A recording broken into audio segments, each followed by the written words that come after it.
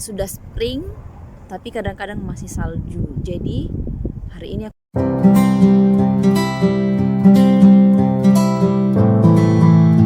halo, selamat pagi semuanya. Selamat pagi teman-temanku.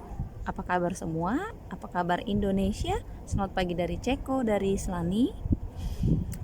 Eh, Hari ini aku mau bikin video, tapi cerita-cerita aja ya. Aku keluar sama anak aku ke square. Di sini square dari rumah kira-kira 10 menit jalan kaki. Karena sekarang matahari lagi bagus, cuaca lagi eh, enak ya.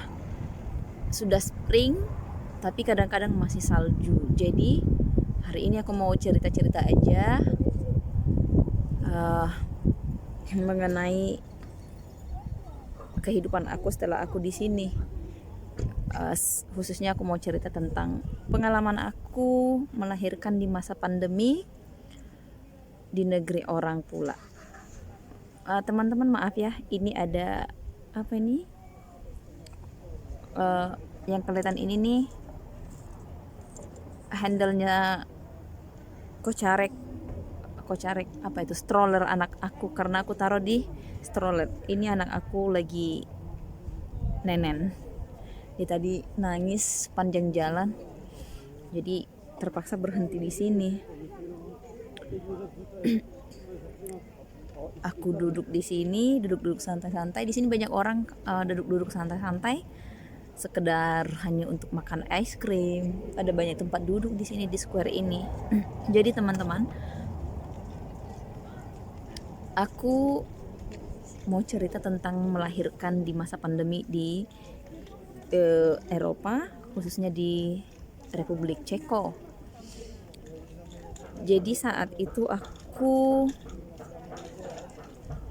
merasakan air keluar yang disebutkan pecah ketuban ya, disebutnya pecah ketuban jam 00.25 tepatnya, pada saat itu hari Rabu. Sudah 00.25 saya bangunin suami aku bilang, ini kok ada air keluar, tapi bukan kencing, saya bilang begitu. Nah, tolong ambilin handuk atau kain. Air apa, katanya gitu. Jadi dia masih sempat agak kesal, masih malam kok bangunin aku, lagi enak-enaknya tidur gitu kan. Nah terus udah itu aku bilang, air kayak melahirkan, aku bilang. Barulah dia bangun, kaget, panik, dia ambilin cariin kain, tapi nggak berhenti. Aku pun panik ya, tengah malam ya. Terus aku teleponin mama aku, adik aku, semuanya aku teleponin, nggak ada yang ngangkat. Maksudnya mau nanya gitu. Sebenarnya telepon juga kan nggak ada pertolongan juga kan. Nah tapi aku mau nanya itu apa, soalnya uh, kalau kalau pipis kan bau atau nggak sebanyak itu. Nah terus akhirnya aku telepon orang tua murid aku ya, karena kan jam 00 di sini di Indonesia sudah pagi. Aku bilang, ibu maaf mengganggu saya, ini ada air keluar tiba-tiba tapi banyak, saya bilang. Terus dia bilang, Miss, kamu udah berapa minggu kehamilan kamu? 37, saya bilang. Itu pecah ketuban namanya, sekarang kamu harus ke rumah sakit, katanya. Baru suami aku telepon ambulans, dan ketika dia telepon ambulans, bukan ambulans yang ditelepon, salah sambung, malah ke pemadam kebakaran. Lalu pemadam kebakarannya Dobriden itu halo gitu ya. Ini pemadam kebakaran, ada apa, ada yang bisa kami bantu? Oh bukan deh, bukan, maaf. Halo, katanya gitu. Terus suami aku langsung nyerocos, halo, tolong kirimkan ambulans, istri aku sepertinya mau melahirkan. Lalu yang nerima telepon bilang, maaf, ini bukan ambulans, tapi ini pemadam kebakaran, tapi sebentar kami akan sambungkan ke ambulans, katanya gitu. Jadi suamiku panggil pemadam kebakaran. Lalu dalam jangka 5 menit, karena rumah sakit dekat banget dari sini ya, dari rumah kami. 5 menit tibalah ambulan, air masih tetap mengalir. Aku udah takut karena usia kandungan aku masih 36, mau 37, sehari lagi baru 37 week. Aku takut kalau prematur kan ya. Udah itu kami ke rumah sakit, aku khawatir takutnya kenapa-napa. Suamiku selalu bilang, tanyain, kamu masih rasain nggak dia bergerak-gerak? Aku bilang nggak ada bergerak-gerak, karena kan nggak tiap saat bergerak ya. Nah udah itu nyampe di rumah sakit, diperiksa dokter. Kebetulan pada saat itu dokter kandungan aku dinas malam pada saat itu, jadi ketemu sama dia. Udah itu tapi aku belum ada kontraksi. Nah tapi kata dokternya nanti kalau nggak ada kontraksi dalam waktu 18 jam nanti kita induksi. Aku berharap jangan sampai induksi itu sakit ya. Terus mulai dari jam 3 sudah mulai merasa kontraksi. Aku dipindahin ke ruangan sama suami aku.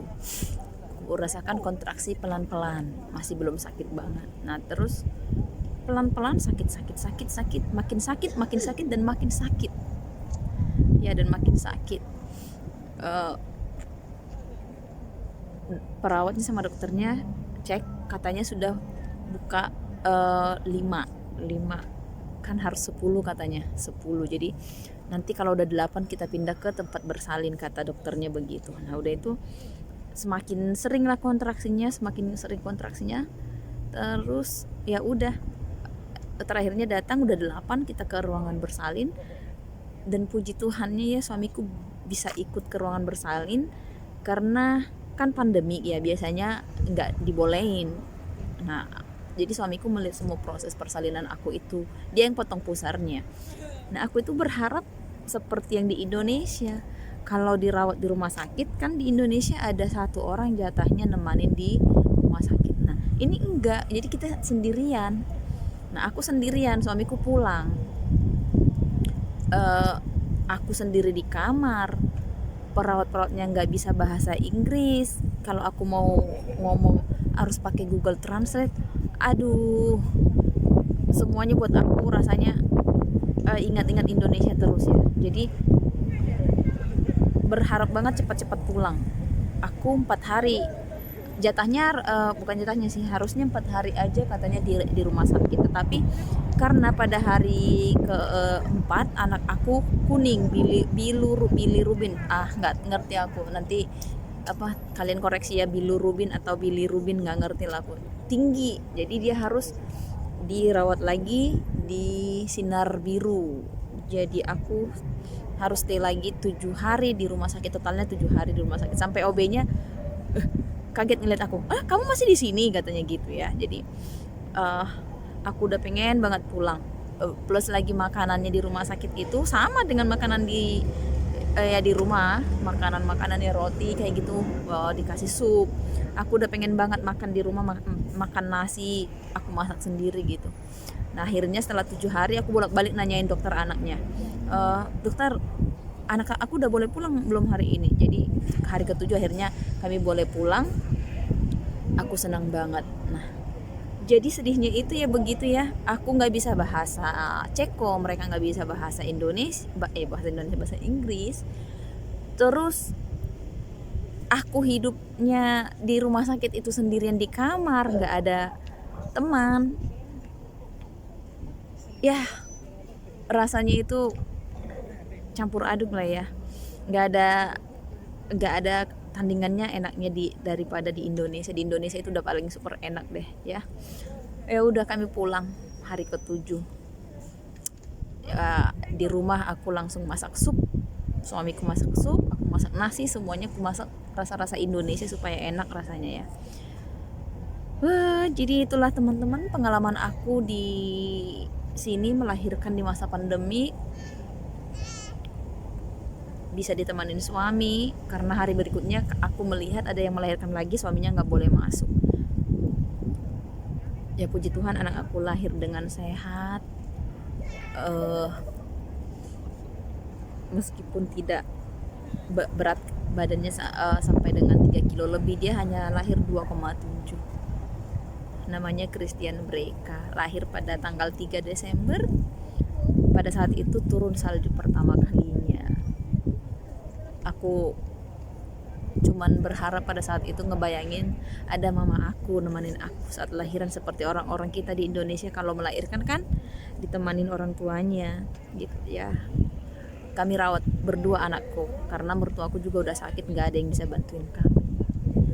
Ya seperti itulah teman-teman perjalanan hidupku di sini, perjalanan kisah melahirkan di sini. Nanti kita lanjut lagi, mau jalan dulu, nanti aku sebutin, aku kasih tahu lagi nanti jalan-jalan di sini, tunjukin nanti ya. Di sini udah makin banyak orang cari-cari matahari.